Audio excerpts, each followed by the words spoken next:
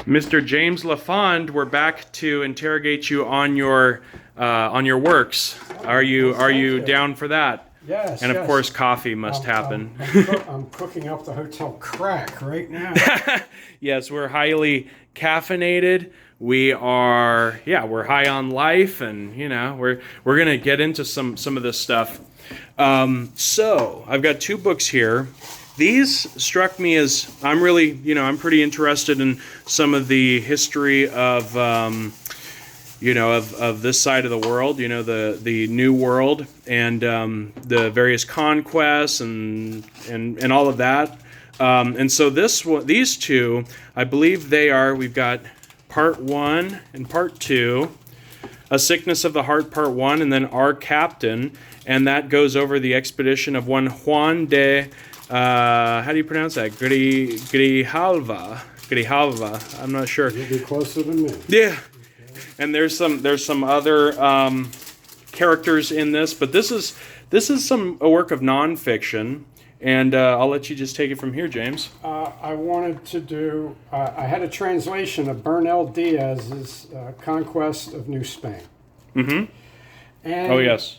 I had the ambition of doing a version of it that my readers would like. Okay, so I'm too retarded to do that. So let me see if I can read the. Okay, what this? The Blood Gods and the Sunrise Serpent, an adaptation of Bernal Diaz, The Conquest of New Spain, The Expedition of blah blah blah blah blah. Mm-hmm. All right, so use the primary Sunrise sources, Serpent was Cortez, who they thought was Quetzalcoatl. Mm-hmm. They thought that he was Quetzalcoatl, really? Wow. And he played up on that.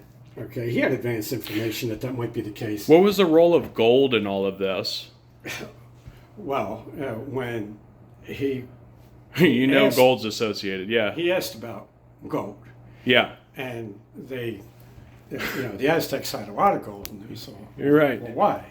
And he said, well, we Spaniards, we suffer from a sickness of the heart that can only be cured by gold. Yes. So I'm familiar with some of this stuff, yeah. He was very honest. Yeah. Okay. Right. And there were two minor. Was it plentiful? Well, it seemed more plentiful than it was. They killed like 2 generations of Mesoamericans and South Americans. And pillaged. Mining. Yep. Mining it. So there were mines, and they couldn't fully exploit them, and continue to hunt for them. The hunt continued. Yeah. For the next century.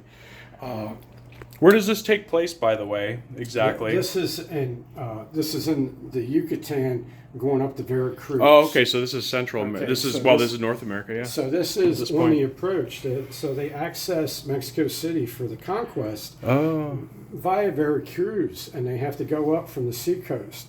So the first one's in the Yucatan, A Sickness of the Heart, and then this one is around Veracruz. And these are under 2 different captains. You know what's odd? We just went to a Mexican restaurant and we spoke at length. I spoke at length with the waiters on both Veracruz and Yucatan, and no other place. How does that work? Yeah. I had a guy that I coached in boxing who was from Veracruz. Yeah. So maybe it's a common place to escape Mexico to get to the East Coast. Or maybe it's Delta, I don't know. Plentiful,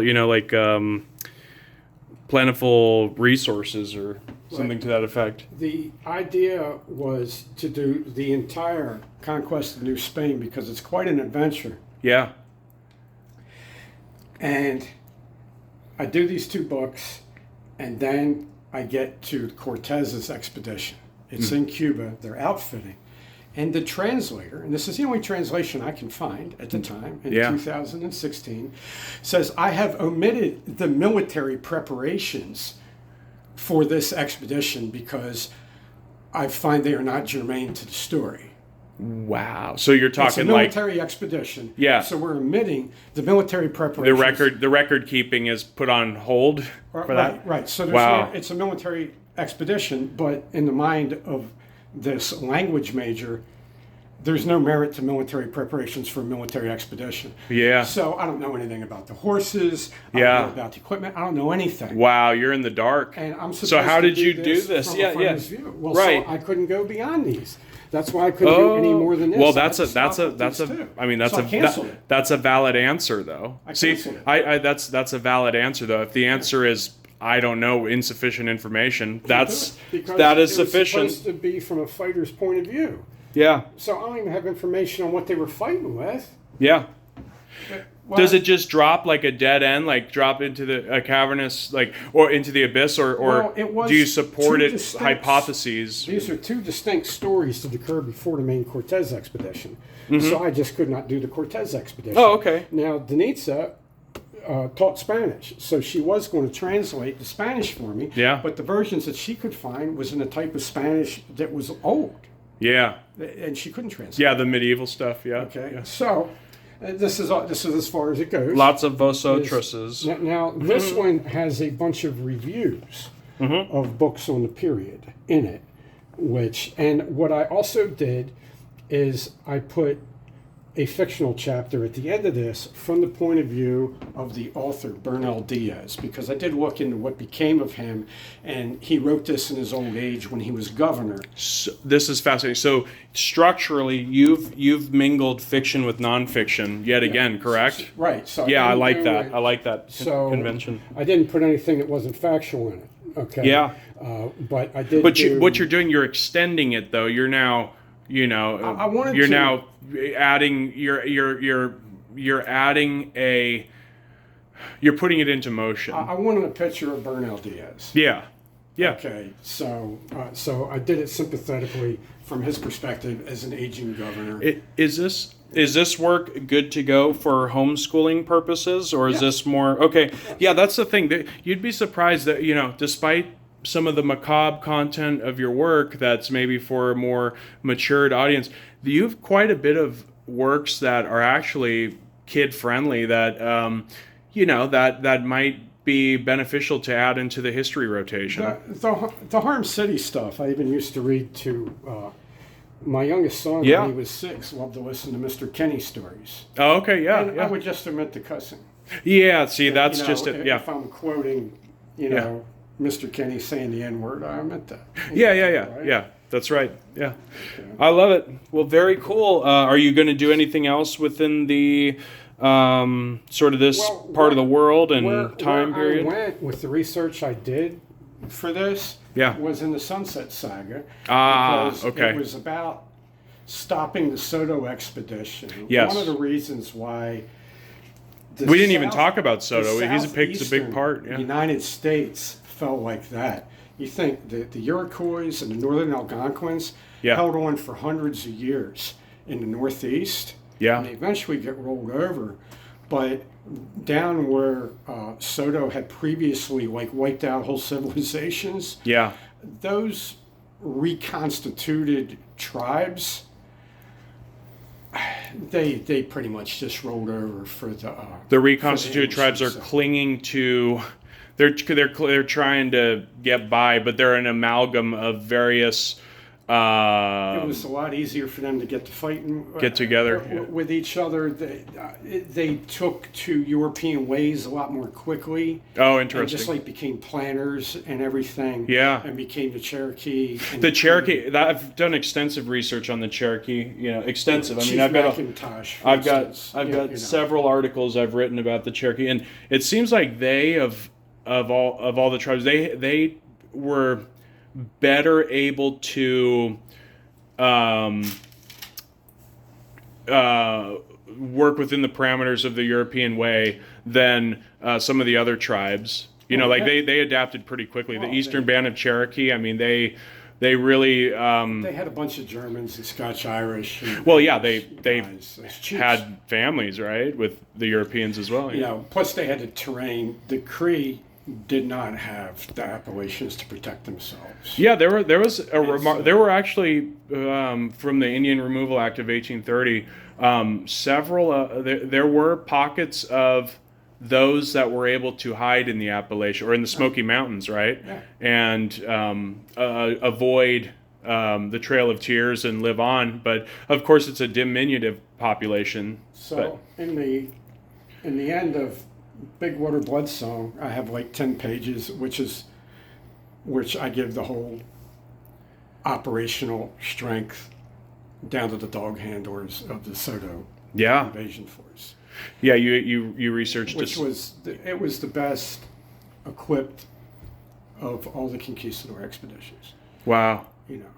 Well, they made it to the mighty Mississippi. I think the first Europeans to see it. They spent 4 years. And then you know what's wild about that? 1500s they did this, and then you're talking like 300 years thereafter of no contact. 200 or 300 years of just like no one else having seen the Mississippi until like that for me that's kind of interesting. You know that. There's that large gap. I mean, because that's a heck of an ask to get out there, you know. The other thing is, him and Coronado missed each other by like a month and a couple hundred miles. Oh, yeah. Yeah, they did. Almost ran into each other. Weird, That would have been so cool. If you want an alternate history, if him what and would have Coronado happened? would have met, Coronado would have lived for about 10 minutes. Were they rivals? What was going on there? Look, there was a rogue element in there. Is that right? Soto was potentially a total gangster. Yeah, he was. Yeah. Soto clawed his way up from like soldier. Right. Okay, 14-year-old orphan, mercenary, and to like one of the two richest men in the New World. Wow. And he had an army compared to Coronado. Yeah. Coronado's like a rich guy. Right. No, there was. Wow. Over and out. Soto buries him. Yeah. He would just appeal directly to Coronado's men, and they'd all come over to him. That's wild. Yeah. I think. Yeah, there's a lot there. See, that's the thing too. When you explore the United States, we have it in our mind that we're a fledgling nation, but there are signs of life that go way back. You just gotta. I mean, from the Spaniards and the French. This is like pre colonization, Soto's a whole I should say pre-founding of this nation, rather. I mean, its whole structures, lime kilns. You see signs of life everywhere. Yeah. There's a lot of research about pre-Columbian like iron forges and stuff in North America. But, and I'm just talking about the European piece of it, the Spaniards and the French, and then of course you've got the the American Indians. You've got pretty remarkable structures. The Spanish invasion force in the upper Mississippi, almost to Memphis, not too far from where they were, they finally let their guard down, and they had been whittled down to a few hundred guys. Yeah. Of course, they wiped out maybe millions. I mean, a lot of that was disease, but they had wiped out tens of thousands. Okay. They'd sacked whole cities and wiped them out. Yeah. They let their guard down, and all their equipment got burned, and it got melted. They didn't have any iron left. Yeah. They went and mined iron ore. They used the body fat from the Indians for salve, for dressing their wounds. Yeah. They mined iron ore. They started wearing animal skins. They made iron weapons. They got saltpeter. Yeah. And charcoal and sulfur, and they made gunpowder. Yes. And they became like this Stone Age gunpowder army of like 200 guys who were still terrorizing nations of tens of thousands of people. They were making gunpowder. Oh yeah, with the ash, the paint. Everything from they made everything from scratch. Or urinated on it and all that. Yeah. I mean, these guys, those Indians, when Soto died. Yeah. His men were terrified because they knew that the Indians were superstitiously terrified of him because he was such a maniac. Wow. And this is where your Sunset Saga, where you have characters like Jay Bracken, who we've kind of mythologized in our talks here. He's believable because these kind of people have existed. They're exemplary. They've. There were 4 guys that wrote about Soto's expedition. Mm-hmm. One of them was an anonymous Portuguese guy who I put in the Sunset Saga. Yeah. I made a character in the Sunset Saga. Who was very sympathetic but not as savage as Soto, but he was sympathetic to the whole thing. A lot of his loyalists were actually Portuguese guys because the part of Estremadura, the part of Spain that Soto and other conquistadors came from, Yeah. was right next to Portugal. Mm. So I think of his 240 cavalry troopers, 60 of them were Portuguese guys. So he was one of the biographers, the anonymous Portuguese. One of the biographers was a priest who hated Soto. And he said Roman Catholic? that, yes. Yeah. Yes. And he said about Soto that Soto's dog, Bruto, okay, was the bravest soldier in the entire army. Yeah. He was always first into battle on a mere scent of Indians. And his master was never third. Okay, so that's how this whole thing That's went. that cuts deep. That's odd. Smells an Indian. That's oddly specific. That's goes. like an then, oddly specific gripe. That's not management. Right. The dog smells an Indian and breaks the lead. Okay, and these were dogs that were trained to eat Indians. Yeah. Okay. Yeah. And the boss doesn't say, "Hey, follow that dog." No, he just says, "Bring me my horse," and then he just charges and he's next. He's just the maniac. How did he die? What happened? Arrow, and he died of blood poisoning apparently from an arrow wound. That'll do it. Yeah. And which is, I think, how this captain bought it, from a blood poisoning from an arrow wound to the armpit, I think. Gotcha. Yeah, those look like something I might put in the reading rotation with the kids. Well, thank you.